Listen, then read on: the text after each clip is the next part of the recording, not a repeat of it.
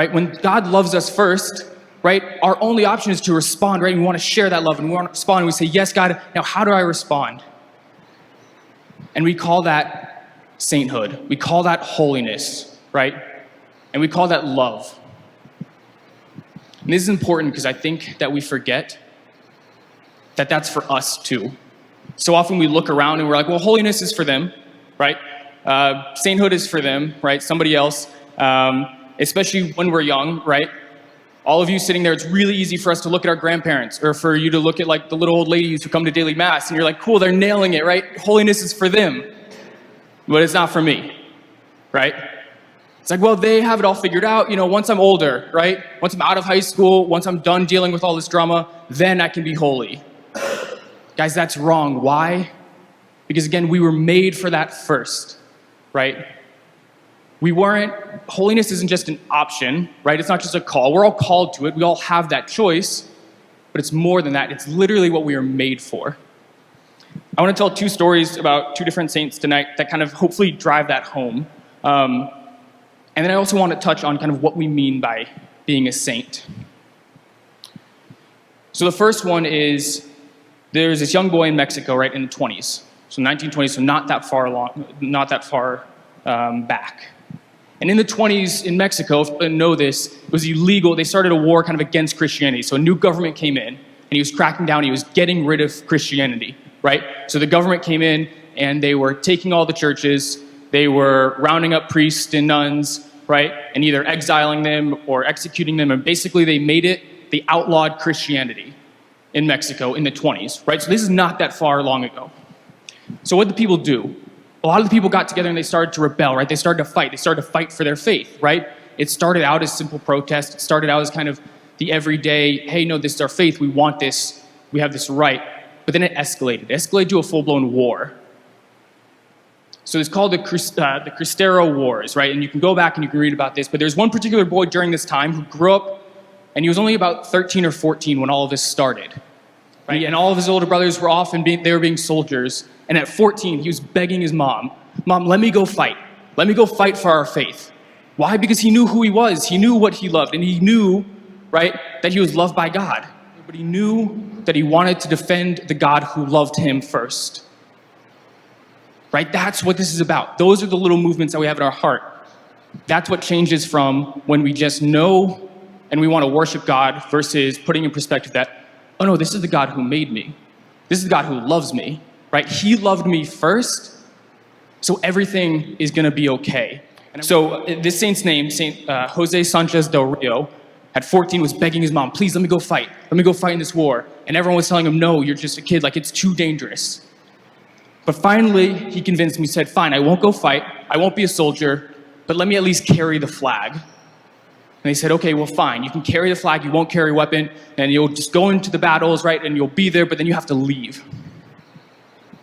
So he said, this is what I want, right? And in fact, when he was arguing back and forth with his mom and his brother, he said, don't deprive me of this opportunity to be a saint, right? Don't deprive me of this opportunity to defend the God who loves us. So we flash forward and all these wars are going on. And one day, Jose Sanchez del Rio goes into battle, right? Carrying the flag. Well, everything goes wrong, right? And they start losing this particular battle, right? And the government soldiers are coming in and they're killing everyone. And the soldier next to him's horse dies. So Jose Sanchez del Rio gets off his horse, gives it to this other soldier and says, go, live to fight another day, go, I'll stay here and hide. So he leaves himself in danger, and then the other soldier escapes, and then it's just him. And he hides for a little bit, but then the other soldiers come and they find him. And they capture him, and then they torture him. And they say, give up your faith, you're just a child, go home. Renounce your faith, forget about this silly war, and just go home and just be normal. Go be a normal kid. What do you think he did? He said no, right? Why? Because he knew what he was made for, right? He didn't know it would look that way. He didn't know that he was going to be standing in front of people who wanted to kill him for his faith, but what he did know was that he was made by God. And that God loved him first. And he was so confident in that he was able to stand there and say, no, why would I abandon this God? Why would I give up this Christ? And he says, no. And over months of time, they go and they keep torturing him. They say, just renounce your faith, and he won't do it. So then what happens after a while, and they start to realize that he's not going to break, they try one last effort.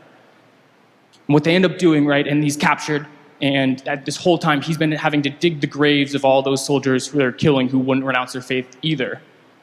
And finally what they did is they cut up his feet and made him walk through the town, all the way to the cemetery to a grave he had dug, the whole way, basically saying, please renounce your faith. You're just a boy. We want to let you go. Just renounce the faith. And he wouldn't do it. And he got all the way to the point where he was standing over the grave,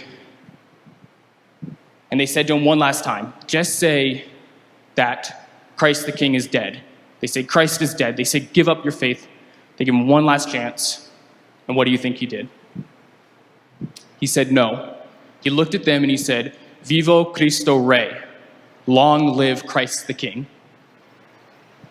And they execute him there. And that was it. That's a saint, right? Those are the people we think of when we think of saints and holiness. But what made him a saint? Sure, it was his heroic death, right? He was a martyr. And that gives him a place of honor, right? Because we look at him and it was like, he got it. But what did he really get? What drove him to that point? It was love, right? He knew that God loved him first, right? He knew who he was. He knew what he was called to. And again, he didn't know what it would look like down the line. He didn't know where his life was going. But all those years before that, all those years before a 14-year-old kid was standing on a battlefield, what he did know is this. He knew the cross. He knew Christ loved him, right? He had an incredible Catholic upbringing, and he knew those things. And he was confident in them. And it led him to be able to say, whatever happens, I know things are good because I know who I am. I know that I was created by God, and God loves me. Guys, that's the confidence that we get with this. Because not even death, right? That's the whole point of the cross. This is Jesus saying, not even death can take away the love that I have for you. And again, this is what we're called to. But even more than that, it's what we are all made for. That's the beauty of it. The next person I want to talk about, right? Because we hear Jose Sanchez del Rio, an incredible story, and we think about it, and it's fantastic, right? But how many of y'all are sitting there and be like, well, that's nice, but one, that's really hard. I don't know if I could do that. And then also, we're probably not even going to get the opportunity to do that, right? Like you think about our lives and we think about how blessed we are. The reality is a lot of us won't be in that situation. That's why I like this next saint, because he's a lot like us. So his name's Blessed Carlo Acutis. So again, he was 14 or 15. He was born in the 90s. He just passed away here in 2006, right? So he's born in England, but to an Italian family, really well-off, rich Italian family that didn't really have any faith background, right? So they raised him, he was baptized, they would go to mass every once in a while, but the family wasn't particularly devout. It was more of a cultural thing, right? How many of us feel that way, right? We kind of look back and we're like, yeah, our family's kind of Catholic, but not, anything too devout. But that didn't stop him. As Carlo was growing up, he realized more and more, hey, this all kind of makes sense. Hey, this idea that this God loves me, and that this God came and lived and died and rose for me, and more importantly for Carlo, that he made himself present in the Eucharist for us.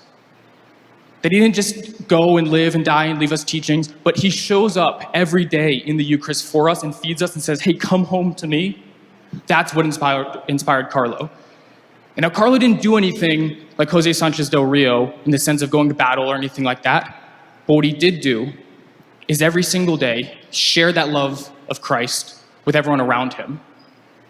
When they're going through the canonization process, everyone's like, okay, cool, well, what did Carlo do? And all of his classmates stood up and said, he was a great guy, right? He defended his friends against bullies. He was nice and he was kind to everyone he met. He prayed often, right? And it was listing out all incredible, awesome things, all good things, but nothing that you and I can't do. And that's really the beauty of the story, is his everyday life looked like that. Unfortunately, at the age of 15, Carlo was diagnosed with leukemia. And when he got the diagnosis, the first thing he said was, well, I'm going to offer up this treatment and offer up this suffering for our church and for the Pope, and that more people will come to know Christ through whatever happens. So unfortunately, Carlo started to digress more and more. But in his time that he started to realize how sick he actually was, he had a love for computer science, right? That was just his hobby. This is what he did. Again, he literally lived a life like you and I, but just started to realize the beauty of the cross and the beauty of Christ. And so what he did in his last few days was he put together a website of all of the Eucharist miracles around the world, right? So in all of those miracles, Carlo made a website, and it's still up today. Because that's what he did. He said, I want to do something that leaves behind a legacy. And so unfortunately, Carlo didn't beat his battle, leukemia. But what he did do is remind us all that sainthood isn't just for the martyrs. Sainthood isn't just for those people who are older, right? Those people who are priests or nuns. Sainthood's for us. Carlo was made by the same God that you and I were. Both Carlo and Jose Sanchez del Rio are saints, not just because they're death, but because they're life. So many of us think it's arrogant to say, I want to be a saint, or we think it's so far out of reach. But the reality is sainthood is not what we're called to. It's literally what we're made for.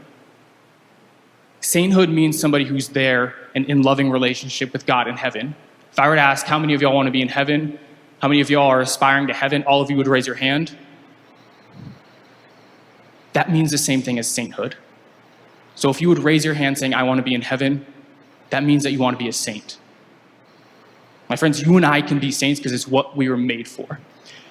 So as we finish out tonight, and we go back to the singing and the praising, the worship and the adoration, look at Jesus Christ in the Eucharist.